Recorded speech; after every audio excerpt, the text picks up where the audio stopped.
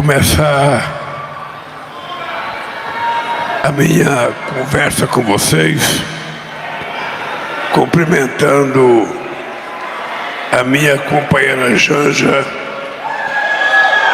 meu companheiro vice-presidente Geraldo Alckmin, a nossa querida companheira presidenta do PT, Gleisi Hoffmann, o nosso querido Paulo Camoto, presidente da Fundação Perseu Abramo, os nossos queridos governadores Eumano Freitas do Ceará, Fátima Bezerra do Rio Grande do Norte e Jerônimo Rodrigues da Bahia. Quero cumprimentar os nossos senadores, cumprimentando o nosso líder no Senado, o companheiro Jacques Wagner. Quero cumprimentar a diretoria da Fundação Perseu Abramo, os membros da Executiva Nacional do PT e do Diretório do PT. Quero cumprimentar os deputados, as deputadas e quero cumprimentar os candidatos e as candidatas que estão aqui.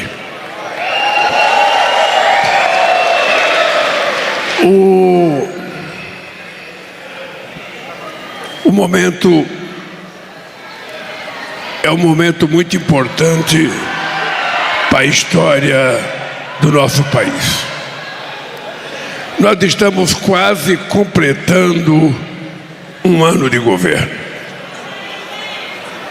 Daqui a poucos dias, nós estaremos no dia 31 de dezembro, comemorando o encerramento do primeiro ano do nosso mandato.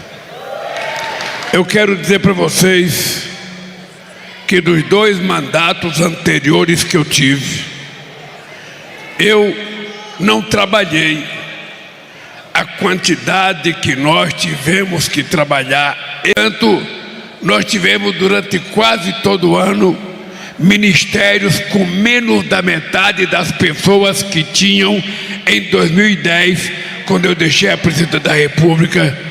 Portanto, eu quero agradecer a essas companheiras e esses companheiros ministros que trabalharam com menos da metade das pessoas, mas certamente trabalharam muito para recompor as estruturas de inclusão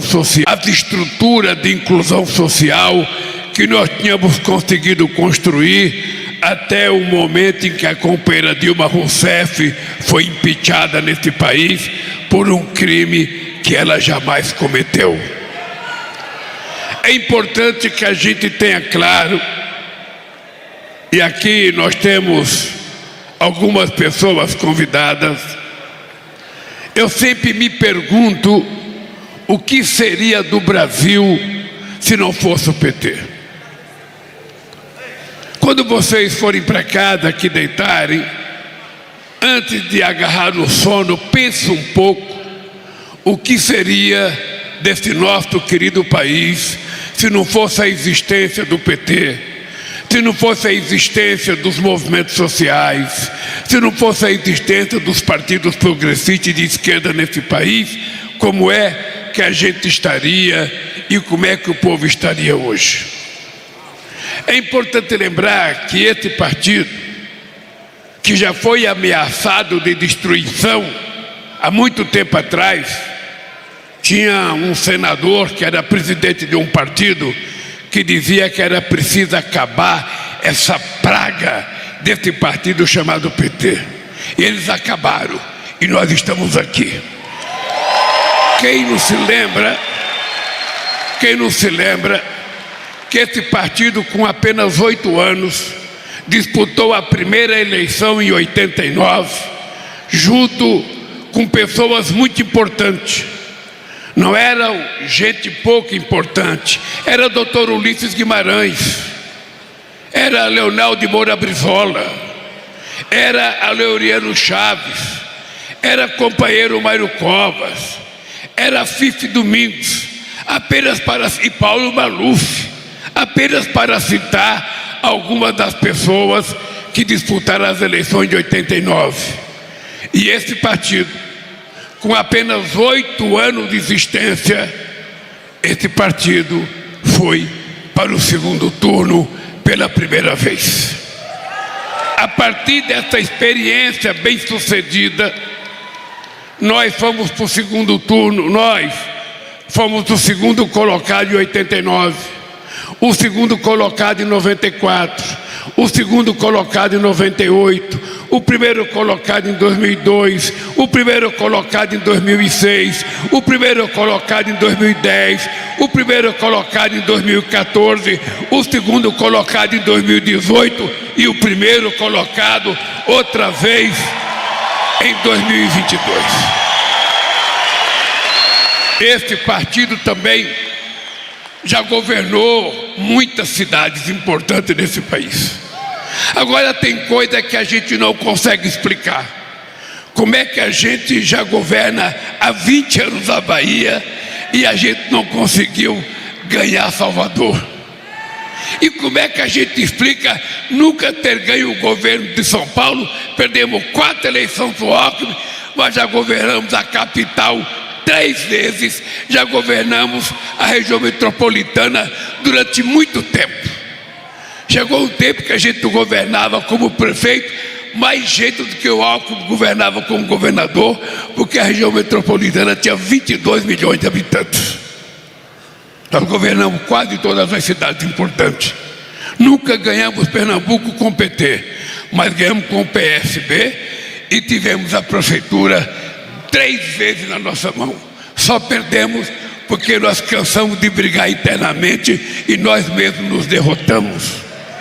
Já ganhamos a prefeitura de Fortaleza desde 1985, com a nossa querida companheira saudosa Maria Luísa Fontinelli. Quem não se lembra que em 1975, um companheiro chamado Darcy Ercossi, na capital do estado de Goiás, pai da companheira Adriana, foi candidato pela primeira vez. Ele tinha uma das coisas mais extraordinárias, que era o programa de televisão chamado Cadeira de Barbeiro. Ele chegava até matar barata no programa de televisão. E ele ganhou as eleições. Eu não esqueço nunca que à meia-noite pararam a apuração, porque era preciso começar no dia seguinte. O Darcy Ercossi estava na frente. E quando foi 8 horas da manhã, que nós fomos lá para abrir as urnas, ele já tinha aberto as urnas e tinha ganhado as eleições de nós. Eu liguei para o companheiro ministro da Justiça para fazer uma questão. Nós perdemos para o governador que foi ministro da Agricultura do Sarney. Mas eu lembro que eu liguei para o ministro da Justiça e eu falei: ministro, é o seguinte, roubaram a gente. O Iris Rezende roubou a gente, ministro. Nós ganhamos as eleições. Ele falou: ô Lula, já abriram as urnas? Eu falei: já. Ah, então não posso fazer mais nada. E nós perdemos a eleição de Goiânia, numa das vitórias mais extraordinárias. Quem é que não lembra o sacrifício da nossa primeira vitória em Diadema, Gleice? 2 metalúrgicos, Gilson Menezes e Juraci. Os 2 já morreram. Mas foi a primeira campanha de prefeito feita por 2 peão. Um trabalhava na Scania, outro trabalhava na Mercedes-Benz. Era campanha de porta em porta. Não tinha dinheiro, não tinha orçamento secreto. Um empresário que queria dar dinheiro para o PT. Era campanha na sola do sapato. Era andando e batendo palma e conversando com as pessoas. Era campanha na feira conversando com pessoas. Era campanha na porta de fábrica. Era campanha na porta de banco. Era campanha no comércio.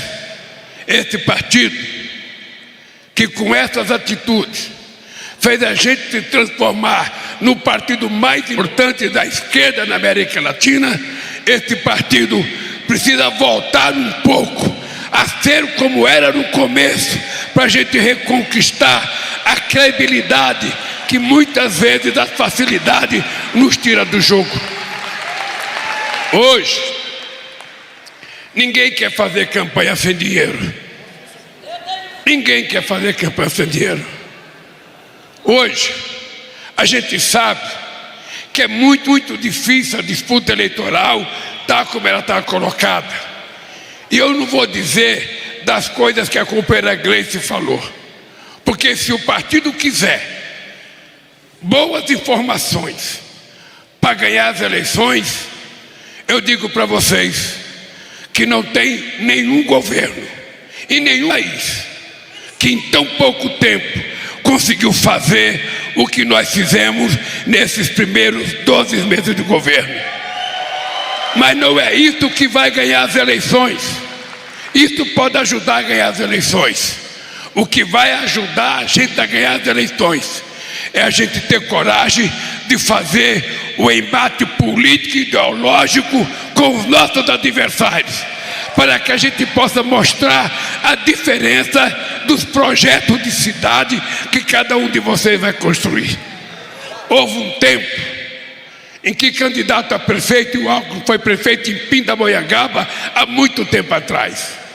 Houve um tempo que um candidato a prefeito, ele juntava dinheiro um ano antes e no ano da eleição para cavar o buraco, faltando 4 meses para as eleições. Houve um tempo em que perto das eleições as pessoas passavam distribuindo guia, sarjeta, poste para vender a ideia de acontecer obra. Hoje isso não ganha mais eleições. O que ganha as eleições é a narrativa do projeto que a gente quer para o país, para o nosso estado e para a nossa cidade. É a gente ter coragem de dizer que a democracia é um valor fundamental, não é uma coisa qualquer. E nós aprendemos a gostar da democracia com os 4 anos de experiência que nós tivemos agora há pouco, com os 4 anos do Trump.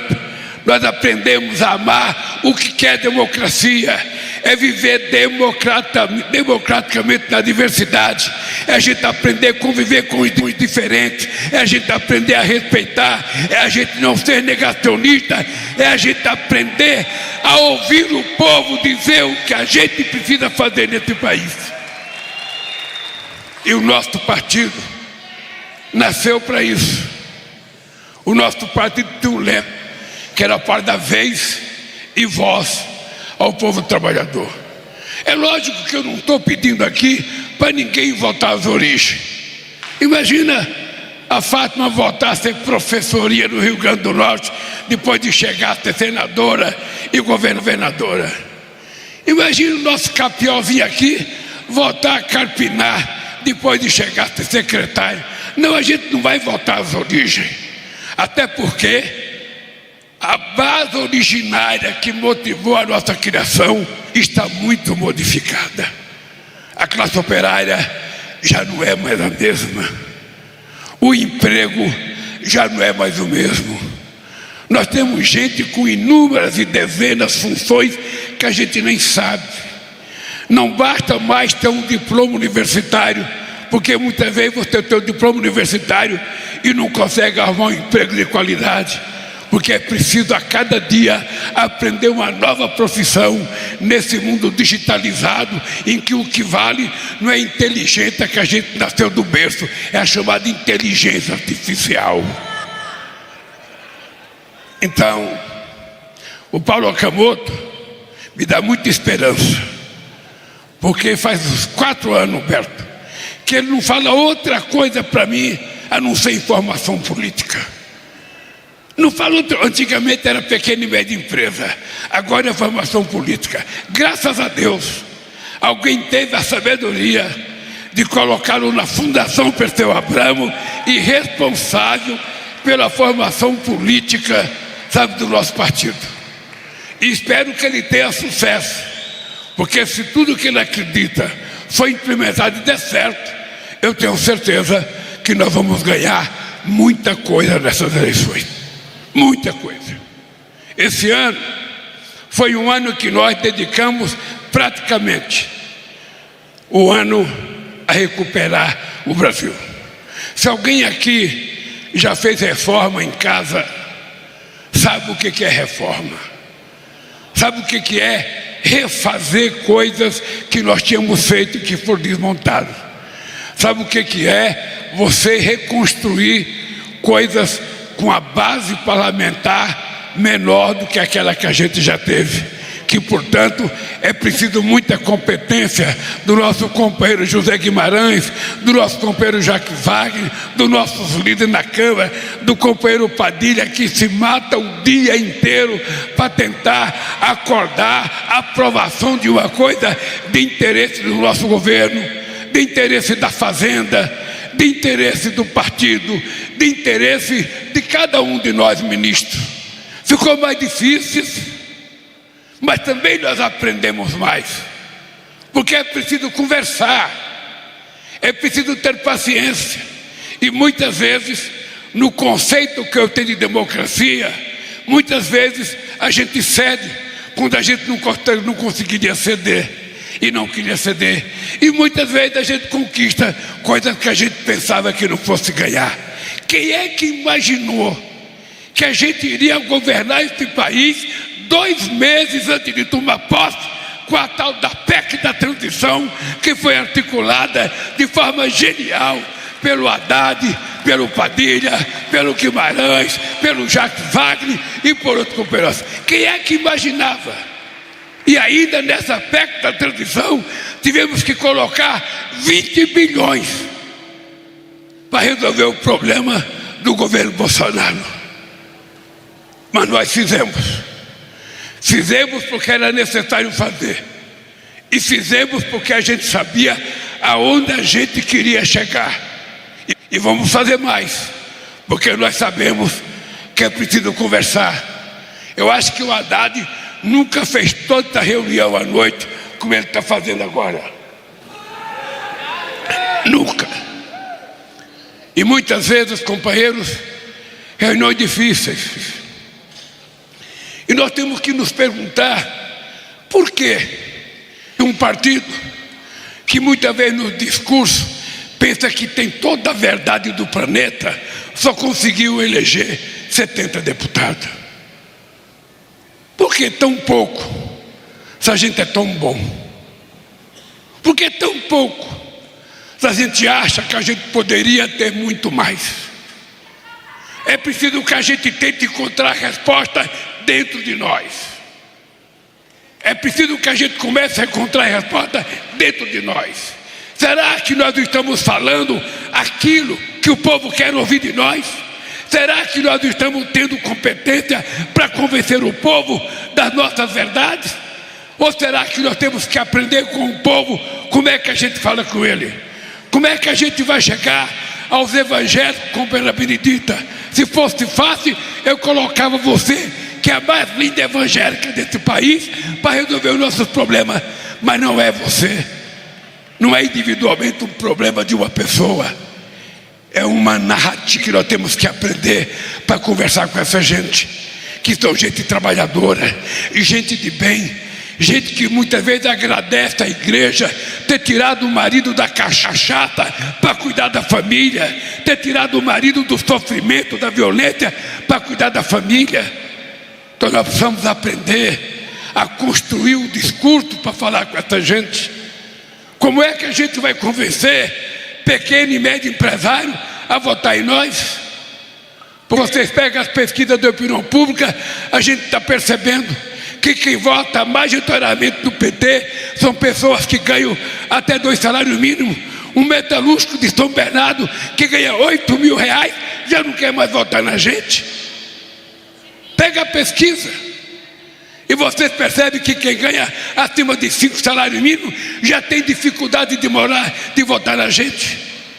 É porque essa pessoa ficou ruim? Não.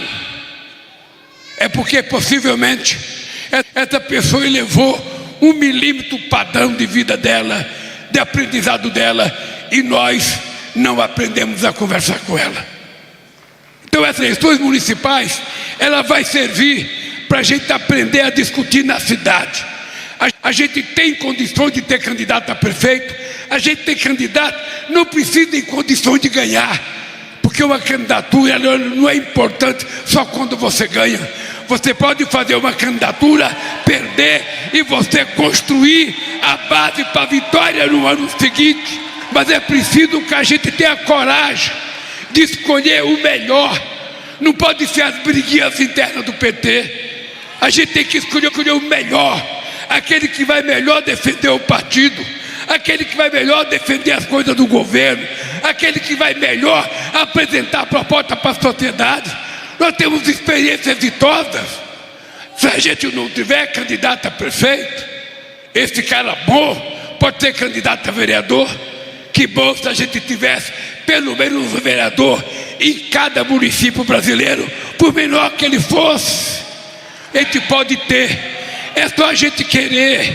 A gente pode ter. Não tem nenhum partido organizado como a gente, não tem nenhum partido que possa ter mais vereador do que nós, porque são mais inteligentes que nós. Não, o dinheiro pesa, mas o trabalho de base não tem dinheiro que compre, e nós precisamos voltar a fazer trabalho de base. Nós não podemos ter candidato querendo comprar apoio, sabe, de um líder de bairro. Nós não podemos ter candidato querendo comprar apoio, não. O apoio a gente conquista, a gente trabalha, a gente vai para a rua, a gente monta comitê, a gente monta grupo de pessoas para ajudar a gente. Sempre foi assim. Por que está difícil? Porque o nosso partido também tem problemas. Vocês sabem que eu tenho muito orgulho, porque essa moça aqui, quando ela foi candidata a presidente do partido, muita gente dizia: a Gleice não pode ser candidata, porque ela só fala para dentro, ela não fala para fora. Eu dizia: gente, mas nós estamos precisando de alguém que fale para dentro. Nós precisamos ter alguém que o PT respeite, alguém que o PT gosta, alguém que trabalha no PT. E hoje eu posso dizer, nesta conferência nacional do PT, graças a Deus, você é a presidenta nacional do Partido dos Trabalhadores, que fez a gente enfrentar os anos difíceis de 2018, da mesma forma que o companheiro Rio Falcão, que viveu um dos piores períodos do partido, em que a gente toda semana tinha que fazer uma nota publicando que não era aquilo que eles falavam. Toda semana tinha uma nota, era toda semana uma acusação, não importa que fosse verdade ou mentira, mas todo dia tinha uma nota. E eu sei o que o Falcão enfrentou. Quantas vezes tentaram? Ele é baixinho, ele é um cara maçudo como eu, forte, e muitas vezes tinha gente que queria agredir ele no restaurante, na calçada. Ainda bem que ele andava com o Campos, que era mais forte e ajudava a defender, mas ele é corajoso, ele foi para cima muitas vezes. Mas, gente, eu estou falando de uma coisa que o nosso partido não pode perder, e eu vou dizer que a gente começou a recuperar a Gleice com aquela vigília que foi feita para me defender. Eu, sinceramente, eu não acredito que tenha tido um outro momento na história política de qualquer país do mundo que teve pessoas tão extraordinárias como as pessoas que foram para a vigília, as que ficaram.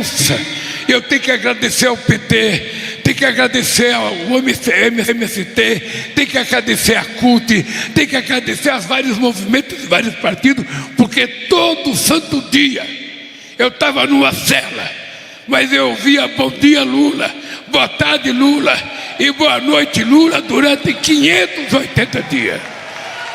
Você não tem noção o que significa isso na vida de um homem político. Vocês não têm noção do que significa isso na alma de uma pessoa que tinha consciência da sua inocência. Foi vocês que me deram coragem, Gleice, vocês me deram coragem para dizer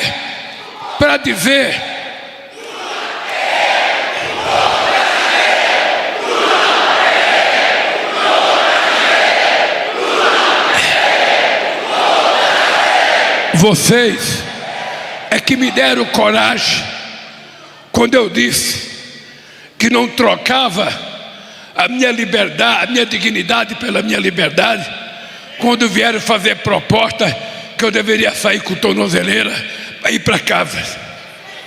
Não foi um ato de coragem. A Janja ficou puto comigo, meus filhos ficaram putos comigo. Falou que a mãe queria que eu saísse. Sai. Eu falava, não saio, só saio daqui com a cabeça mais erguida do que eu entrei.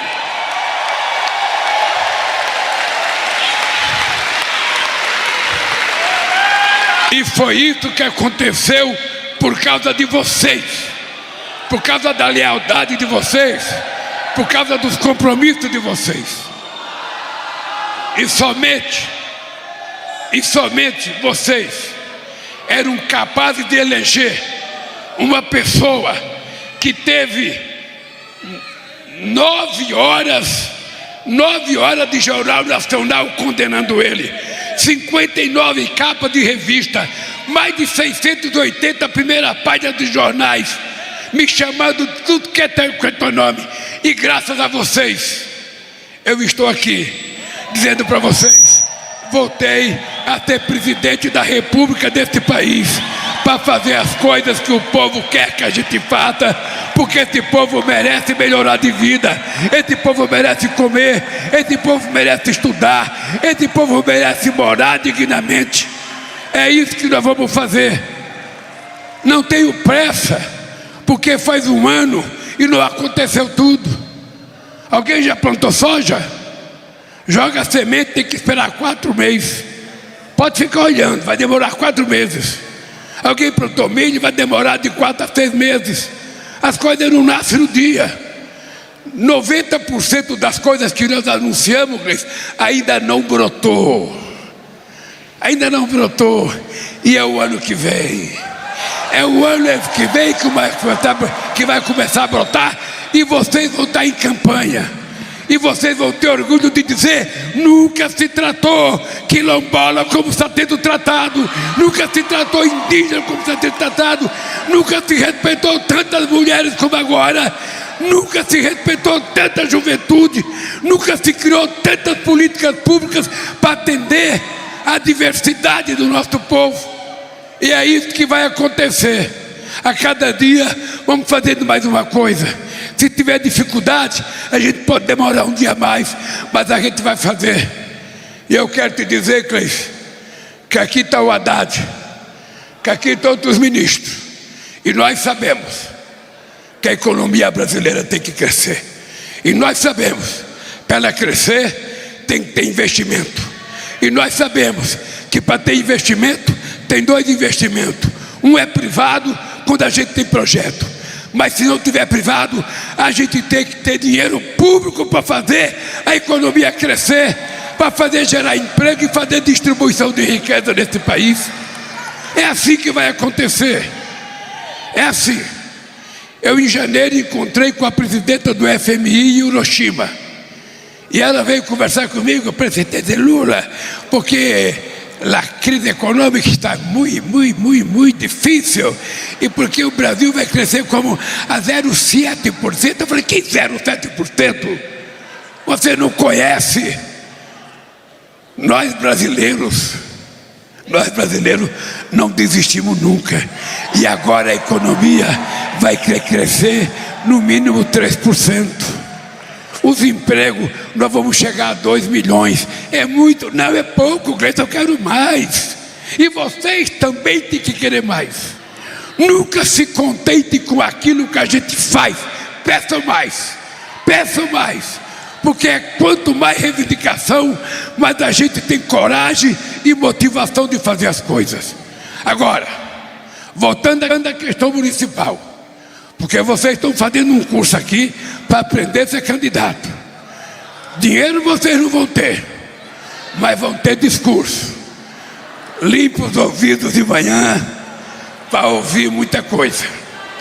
Se a gente não tiver condições de ter uma candidatura competitiva que possa orgulhar o nosso partido durante a campanha, a gente tem que procurar aliados para fazer acordo. A gente, se não tem um candidato, a gente tem que apoiar um cara mais próximo de nós, um cara disposto a construir uma linha programática para a cidade conosco. A gente pode fazer, eu vou aí, meu amor, a gente pode fazer as pessoas assumirem o compromisso. A gente tem que fazer acordo com os partidos de esquerda, com pessoas democráticas, com pessoas que vão cumprir aquilo que a gente acordar. Cada um de vocês sabe as dificuldades da cidade de vocês. Não é o presidente da República que vai saber o que está acontecendo na cidade de vocês.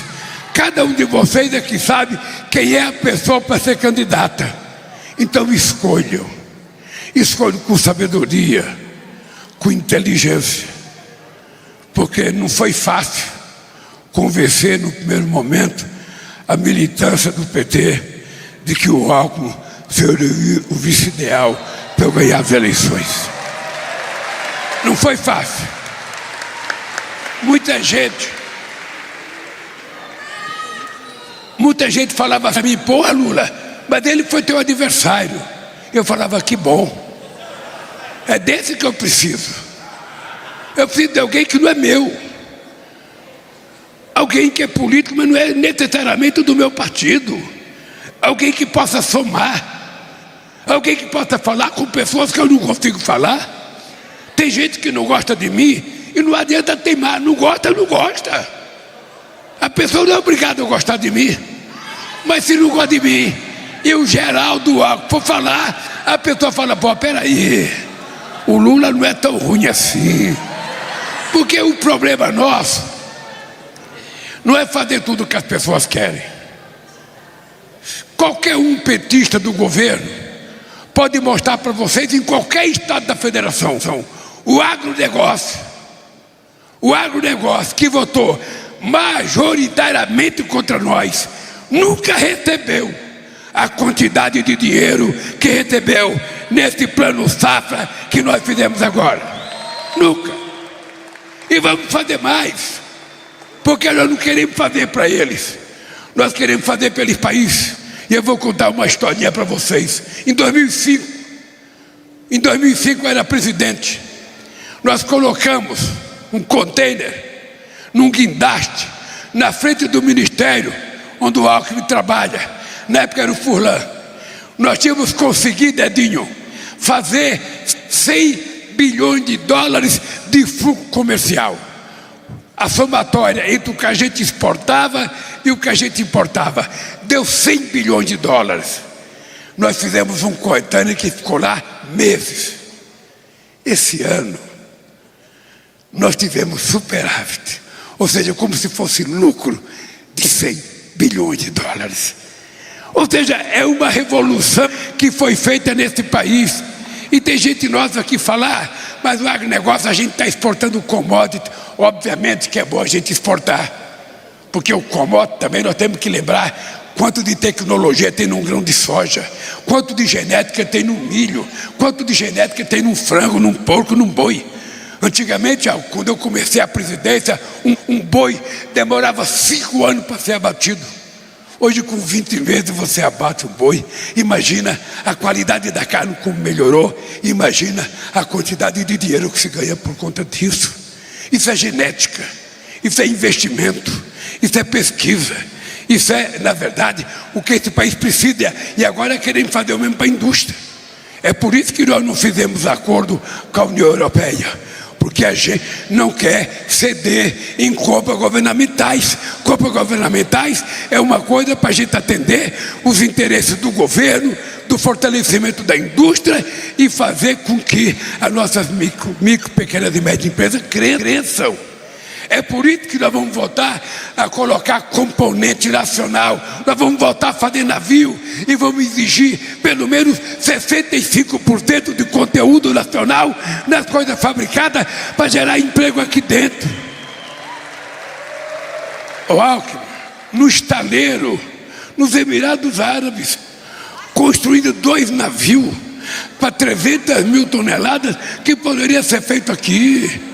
A gente tem gente precisando trabalhar, a gente tem estaleiro, a gente tem tecnologia, A gente, quando começou, em 2003, a gente não tinha soldador qualificado, porque a solda de casco de navio é uma coisa muito sofisticada.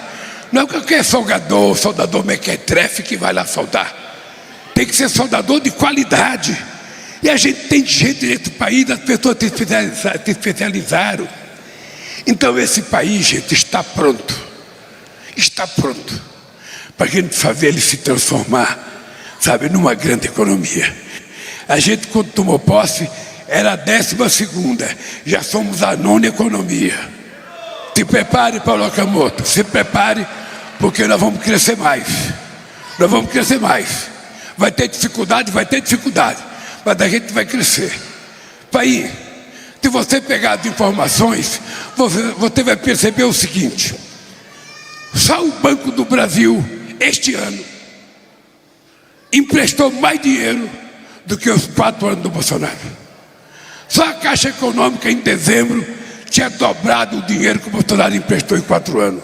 Só o ministro do Transporte, esse ano, teve 1 bilhão a mais do que os 20 bilhões que o Bolsonaro teve no mandato de 4 anos. Na ciência e tecnologia, só de bolsa, a gente investiu 4 vezes mais que ele num ano. A gente investiu o que ele investiu nos 4 anos. Obviamente que esse dinheiro é que nem uma gravidez. Ele vai aparecer no emprego, ele vai aparecer no pequeno produtor rural, ele vai aparecer no pequeno empresário, ele vai aparecer das pessoas que vão poder voltar a comprar outra vez. E nós vamos voltar a investir em universidade, vamos voltar a investir. Aliás, uma notícia para vocês todos aqui que têm diploma universitário: nós fomos no Rio de Janeiro anunciar uma faculdade de matemática. Para quê? A gente vai pegar os meninos que ganharam medalha de ouro nas Olimpíadas da Matemática e a gente vai fazer um vestibular com eles e vamos colocar o ano que vem 100, depois mais 100, depois mais 100, depois mais 100. Vamos chegar a 400 alunos que vão ficar diretamente nessa faculdade, dirigida pelo nosso Conselho de Matemática, que eu esqueço o nome aqui, o INPA, Instituto de Matemática Aplicada. E mais ainda, esses meninos vão ter apartamento para morar.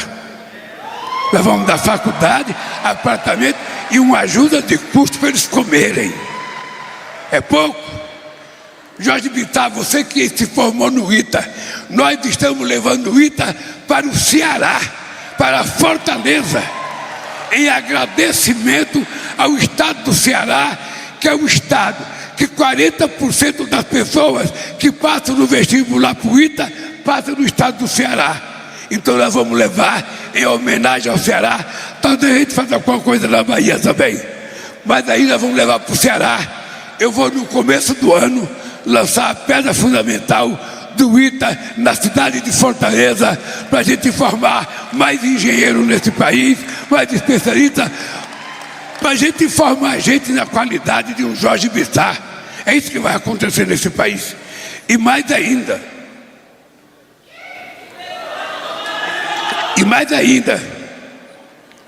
no tempo que eu tomava um conhaquezinho, um só resolvia meu problema. Agora a água tem que tomar toda hora. Mas olha, outra coisa para vocês saberem, outras coisas.